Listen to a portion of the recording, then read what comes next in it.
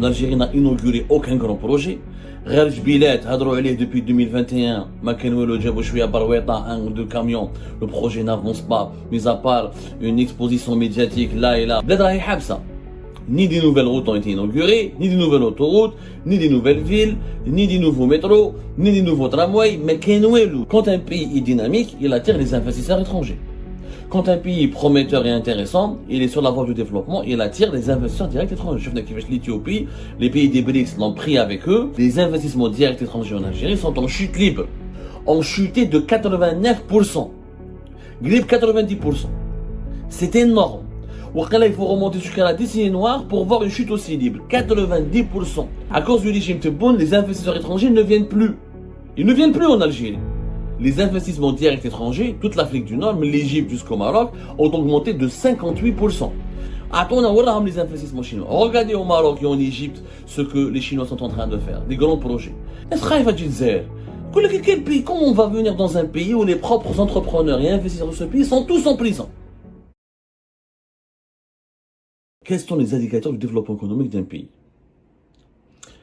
Son PIB, ses investissements, le niveau de vie de sa population, sa croissance économique, ses exportations et l'image, la confiance qu'il dégage auprès des investisseurs internationaux et l'image qu'il dégage sur la scène internationale.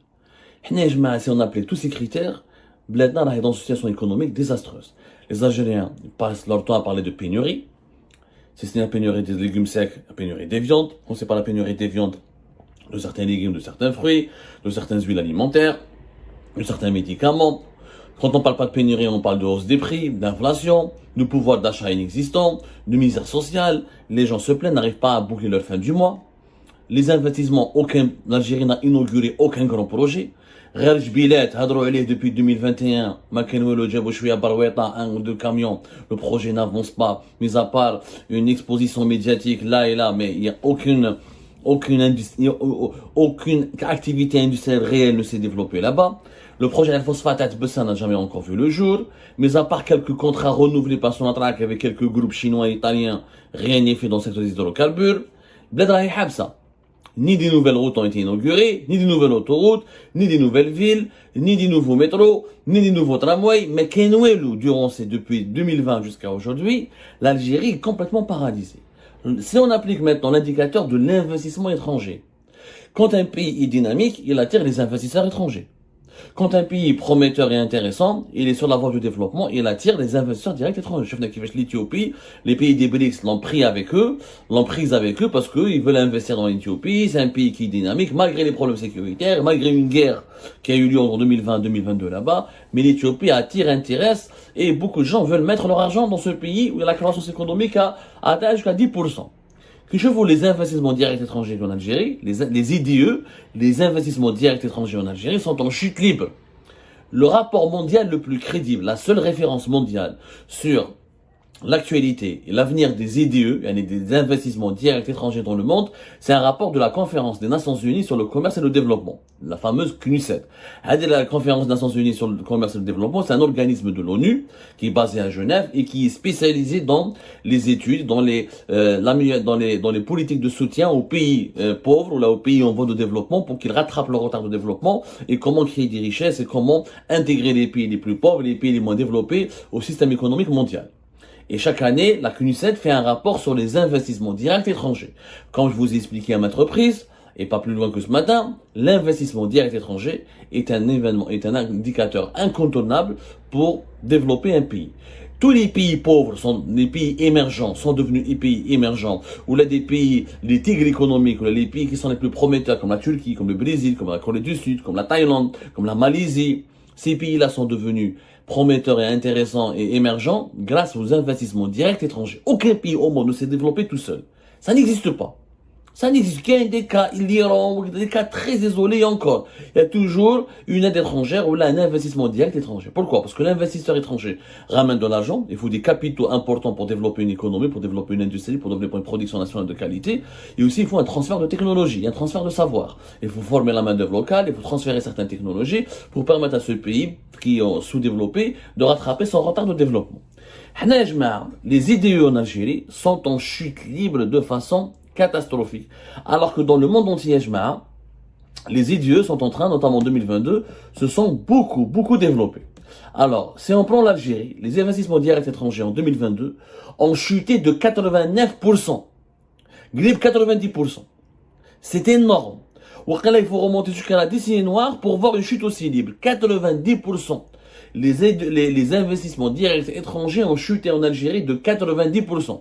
En 2021, 870 millions de dollars ont été investis en Algérie.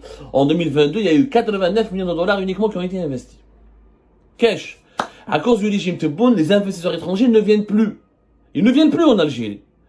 Alors que dans les autres pays de la région, les IDE sont en train d'augmenter.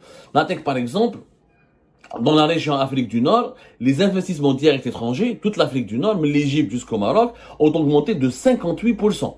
Ils sont passés de 9,5 milliards de dollars en 2021 à 15 milliards de dollars et quelques en 2022. L'Égypte, c'est une dictature.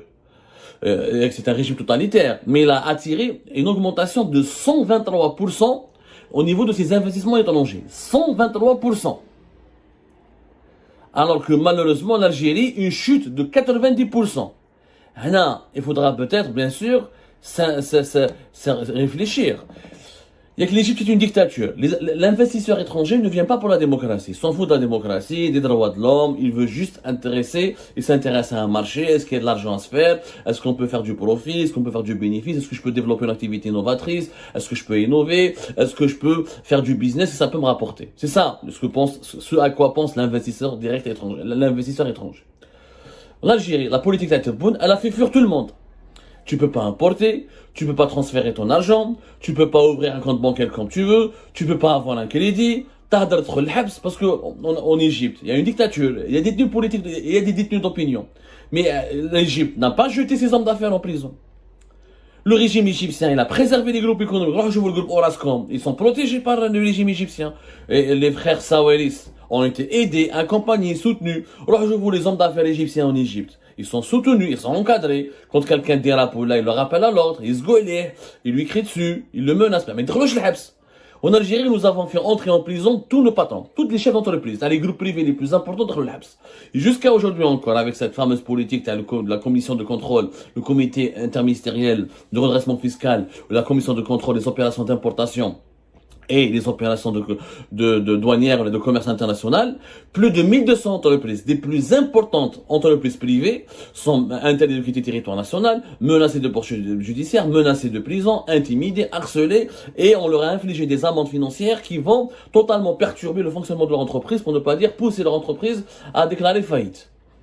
L'Algérie, c'est le seul pays peut-être au monde en ce moment qui casse ses entreprises, qui s'attaque à ces entrepreneurs privés, qui veut les mettre en prison, qui veut les empêcher de travailler, qui veut les empêcher d'accéder au commerce international, au marché mondial, qui ne leur en donne pas des financements et qui leur complique, qui leur pourrit l'existence au point où il veut détruire tout le secteur privé. C'est le seul pays au monde, Marrakech. Puis Cuba, Cuba, pays socialiste et communiste, ils sont en train d'ouvrir et d'encourager l'investissement privé, d'attirer les investissements directs étrangers, notamment dans le domaine du tourisme. Ni tu importes, ni tu peux quitter le pays, tu es sous STN, si tu demandes un crédit sous enquête, si tu as un peu d'argent, si tu as fait de l'importation, tu es sous enquête depuis 2009, et tu dois payer des amendes. Si tu payes pas les amendes, tu rentres en prison, tu es harcelé, convoqué, les services de sécurité du Lidar, si tu caches, si tu as des chambres froides, tu fais un peu de stockage de certains produits, les gendarmes te surveillent, enquêtent sur toi. Mais cash, comment voulez-vous qu'un investisseur étranger vienne en Algérie dans ces conditions? Qui veut chichi? Alors, la première fortune du pays, il est sous enquête judiciaire. Alors, le premier groupe privé. Alors, Hassan, qu'est-ce que c'est? Les condors, les grands groupes privés, ils ont disparu, gars. Frère Kamel Moula. Les parfums. Je mets Vénus ou quelques sahab Kamel Moula. Le secteur privé n'existe plus. Personne ne travaille, personne n'arrive à travailler, personne n'arrive à débloquer un projet, personne n'arrive à convaincre un ouélier de le soutenir, ou de convaincre une banque étatique de le soutenir. Tout l'argent part pour les entreprises étatiques, Air Algérie, les Sonalgaz, les Sonacotra ou les Sonabotra, qui ne servent à rien, les 900 entreprises publiques, etc., qui sont en situation de quasi-faillite, les Algérie Télécom ou les entreprises étatiques qui ne servent à rien, les Hadjar, qui sont totalement faillites, mais qui sont soutenus par l'État, alors que le secteur privé, La حياة تاني ما تنادي. Pourtant, quand tu prends les chiffres officiels, le secteur privé bénéficie de l'argent, ما كان والو. C'est des annonces théoriques. Si un secteur privé était dynamique en Algérie, les investissements directs étrangers n'auraient pas chuté. Quand un investisseur vient dans un pays, il s'intéresse aux businessmen ou là, aux entrepreneurs qui sont dans ce pays-là. Il cherche à faire des partenariats, à se nourrir de leur expérience, à prendre le terrain avec eux. Mais pourquoi en 2022, les investissements étrangers ont chuté de 90%? Parce que quand un investisseur, il a peur de venir en Algérie. Il dit, comment respecter ou investir dans un pays qui harcèle, qui persécute, réprime ses propres patrons, ses propres investisseurs locaux? Mais jouch, mais qu'est-ce qu'il dit? 90% de chute en Algérie, une augmentation des investissements directs étrangers en Égypte de 123. Je ne compare pas avec le Maroc, je compare avec l'Égypte. Les Marocains, c'est des pro-israéliens, ou les Égyptiens, c'est une dictature comme nous. Il n'y a pas de presse libre en Égypte. Il y a 60 000 détenus politiques, mais l'économie chez eux, ça marche. Le régime Tebboune, ni il n'a garanti les libertés publiques et individuelles, ni il garantit la croissance économique, ni il permet aux pays de se développer. Où les investisseurs étrangers sont en train de boycotter l'Algérie. La quête les Chinois vont investir. Il n'y a aucun investissement chinois. Ça a chuté. Où les investissements chinois? وراه الفوسفات تاع تيباز تاع تبسه وراهم لي انفستيسور شينوا في غير جبيلات ما كاينش لي شينوا كاين غير لي زالجيريان زوج برويطات ودو كاميون عطونا وراهم لي انفستيسمون شينوا regardez au Maroc et en Égypte ce que les Chinois sont en train de faire des grands projets عطونا قال لك les Chinois vont investir dans le train وين راهم les annonces concrètes عطوني un document officiel annoncé par une grande entreprise chinoise qui veut investir en Algérie. Tebboune qui voulait, soi-disant, il a annoncé une trentaine de milliards de dollars d'investissements chinois. C'est faux.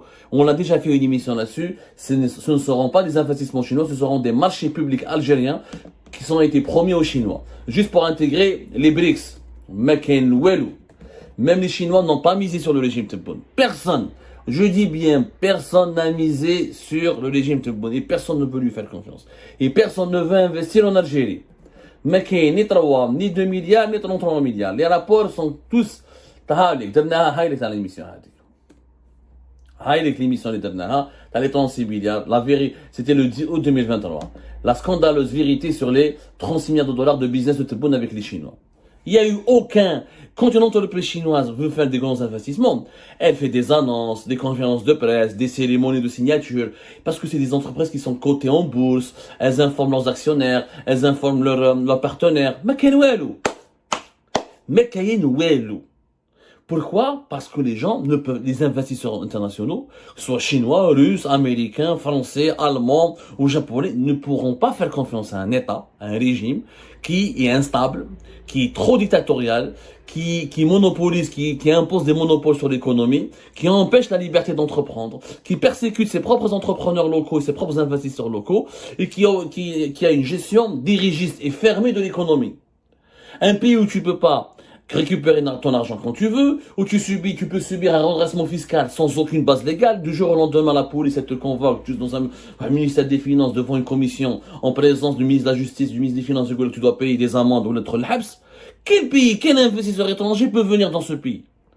Où il y a des pénuries, où tu peux pas importer, tu peux difficilement exporter. La monnaie, elle est instable, elle est non convertible. Personne ne va investir en Algérie à ce rythme-là. À l'époque de Bouteflika, il y avait des problèmes. Il y avait des investissements étrangers. Il y avait les Émiratis, les Saoudiens, un peu d'Égyptiens, un peu de Français, un peu de Turcs. Même les Turcs, ils prennent des projets. Mais ils n'investissent pas. Ils donnent des projets pour le BTP. Mais les investissements turcs, ils exportent vers l'Algérie. Mais on voit les projets textiles. Ils ont signé par 2022 plusieurs marques de textiles internationales. On a les projets dans l'agriculture avec les Américains. Mais que tout est bloqué parce que l'économie est paralysée. Le ministre n'a pas de marge de manœuvre, le Wali n'a pas de marge de manœuvre, et la présidence elle est dirigée par des conseillers dans l'ombre, des hommes d'affaires, des oligarques dans l'ombre qui défendent que leurs intérêts. Il n'y a pas de politique de redressement du pays, ni une politique de développement du pays.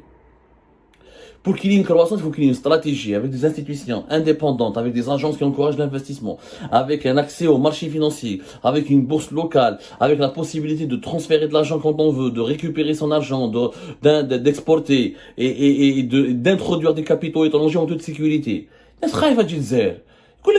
Comment on va venir dans un pays où les propres entrepreneurs et investisseurs de ce pays sont tous en prison?